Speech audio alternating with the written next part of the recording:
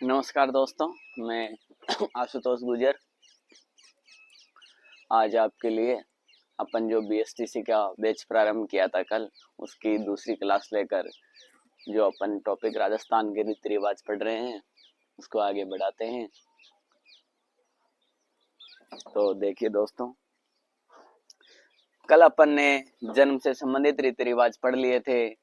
मैंने बताया था कि राजस्थान में मुख्य रूप से 3 तरह के रीति रिवाज माने जाते हैं: जन्म, परण और मरण। जन्म से संबंधित, विवाह से संबंधित एवं मृत्यु से संबंधित। एक मोटिवेशनल लाइन के साथ आज अपनी क्लास को स्टार्ट करते हैं कि जो कर गुजरने का मन करे उसे राख मत बनने दो, कि जो कर गुजरने का मन करे उसे राख मत बनने दो। हो सकता है उसमें सफलता का बीज पनप रहा हो। है बाधाओं का आना मुमकिन, कि है बाधाओं का आना मुमकिन, मगर उतना ही मुमकिन है उनका लौट जाना। इसलिए जड़ता को नहीं, गति को चुनो और आगे बढ़ो। इसी के साथ अपन राजस्थान के रीति रिवाज स्टार्ट करते हैं। और अपना राजस्थान तो वीरों की भूमि रहा है शुरू से ही, वीरों की, वीरांगनाओं की, जिसने अपने यश, कीर्ति, अपने बलिदानों से राजस्थान की शौर्य को बहुत ऊंचा कर दिया था। दोस्तों, अपने राजस्थान वह है जहां पर एक माँ अपने छोटे से बच्चे को लोरी में सुनाती है कि इलान देनी आपनी हालरियो हुलराए, पूत सिखावे पालना, मरण बढ़ाई जाए। कि मर जाना परंतु अपनी धरती मत दे देना किसी को। इतनी महान राजस्थान है। तो अपन राजस्थान के रीति रिवाजों के बारे में पढ़ रहे हैं। तो सबसे पहले कल अपन ने जन्म से संबंधित रीति रिवाज देख लिए थे और आज अपन विवाह से संबंधित रीति रिवाज देखते हैं। विवाह से संबंधित पहला रीति रिवाज माना जाता है हथपण। प्रथम बार लड़के एवं लड़की की जो सगाई तय करना, एंगेजमेंट। आपकी भाषा में जो एंगेजमेंट फिक्स कर देते हैं ना, उसको क्या बोलते हैं? सगाई। और आपको पता है कि हिंदू धर्म में सगाई को आधा विवाह माना जाता है। उसके बाद है दूसरा रिवाज है सिंचारा या फिर रीत। कौन सा? सिंचारा या फिर रीत। सगाई के बाद, जब एंगेजमेंट हो जाने के बाद, विवाह से पूर्व, विवाह से पहले लड़की है तो भेजे गए उपहार।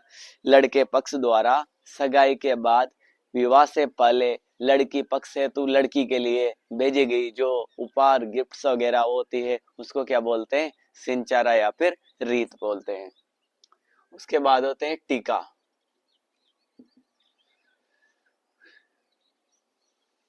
विवाह से पूर्व, शादी से पहले लड़के हेतु जो उपहार भेजे जाते हैं उसको टीका कहते हैं।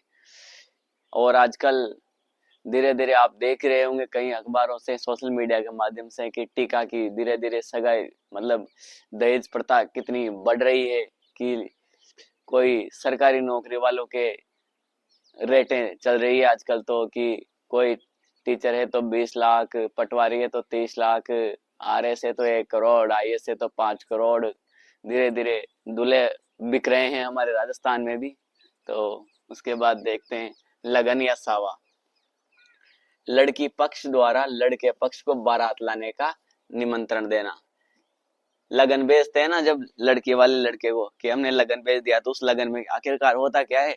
निमंत्रण किसका? कि आप हमारे यहाँ पर फलानी फलानी तारीख को इतने इतने बजे बारात लेकर आ जाना। तो लगन भेजना अर्थात बारात के लिए निमंत्रण देना। उसके बाद अपन देखते हैं विनायक पूजन।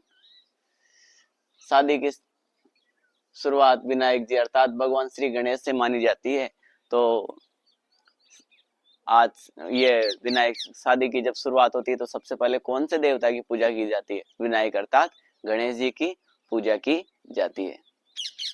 उसके बाद देखते हैं चाक पूजन। जो घर में जो बर्तन होते हैं रसोई के लिए, जो बनाने के लिए, उन बर्तनों की पूजा करना ही क्या कहलाता है? चाक पूजन कहलाता है।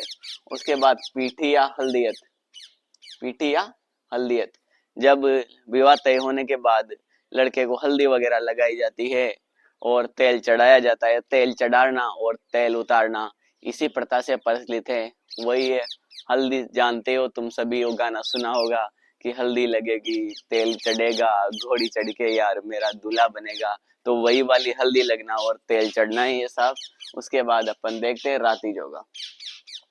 विवाह से पहले दिन की रात को मांगलिक गीत गाए जाते हैं। शादी होने से जब पहले दिन की रात जो महिलाएं पूरी रात जाकर जाकर जो मांगलिक अर्थात अच्छे वर वधु के अच्छे कामना हेतु जो गीत गाती है उन गीतों को मांगलिक गीत कहा जाता है। और उस गीत का राती जोगा की रात का जो अंतिम गीत है उस गीत को कोंकड़ी कहा जाता है। मुख्य रूप से याद रखना इस चीज को कि विवाह से एक दिन पहले की जो राती जोगा की जो रात होती है उसका जो अंतिम गीत होता है उस गीत को कुकड़ी कहा जाता है। क्या कहा जाता है? कुकड़ी कहा जाता है। अब उसके बाद देखना बिंदोरी। आप सभी जानते हो कि वधु या फिर वर को घोड़ी पर बिठाकर पूरे गांव में रात को घुमाना उसको क्या कहा जाता है? बिंदोरी कहा जाता है। उसके बाद है सामेला। जब वर बारात लेकर जाता है तो वधु पक्ष के लोगों द्वारा पहली बार वर पक्ष के लोगों का स्वागत करना उसको क्या कहा जाता है? सामेला कहा जाता है। सामेला के बाद है कंवारी जान की बात। वधु पक्ष के लोगों द्वारा वर पक्ष के लोगों को प्रथम भोजन करवाना कंवारी जान की बात कहलाता है। उसके बाद देखते हैं जरी पड़ला। विवाह के दिन जो वर पक्ष वाले वधु के लिए जो उपहार लेकर जाते हैं वो उपहार देने को ही क्या कहा जाता है? जरी पड़ला कहा जाता है।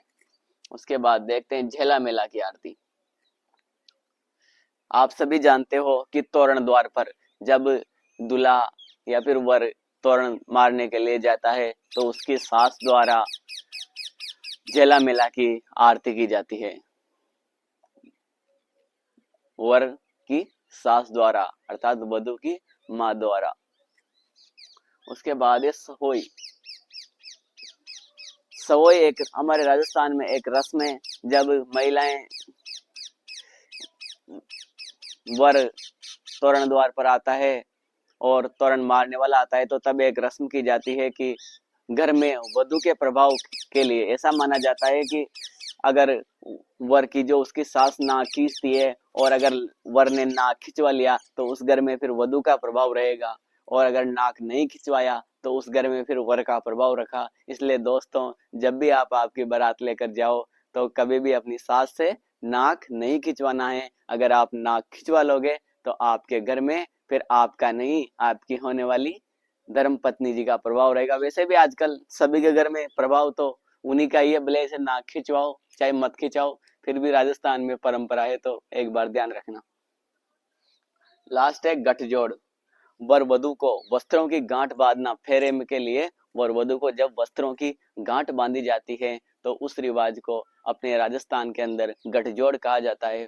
तो दोस्तों आज की क्लास का इसी के साथ समापन करते हैं और अपन आज और चर्चा करेंगे। एक सब्जेक्ट है अपने हिंदी, उस सब्जेक्ट के बारे में मैं आज आपके एक और क्लास डालूंगा। ये क्लास जीके की हो गई, एक हिंदी की डालूंगा। उसके बाद थोड़े दिन हिंदी और जीके पढ़ने के बाद अपन रीजनिंग वाला पोर्शन स्टार्ट करेंगे। हिंदी कंप्लीट होते ही फिर उसके बाद इंग्लिश स्टार्ट करेंगे और बहुत बेहतर बीएसटीसी की आपको मैं निशुल्क शानदार तैयारी करवाऊंगा। बस आप मेरे साथ जुड़े रहिए और अपने दोस्तों के साथ इस मेरे चैनल को शेयर कीजिए, लाइक सब्सक्राइब कीजिए। तो धन्यवाद दोस्तों।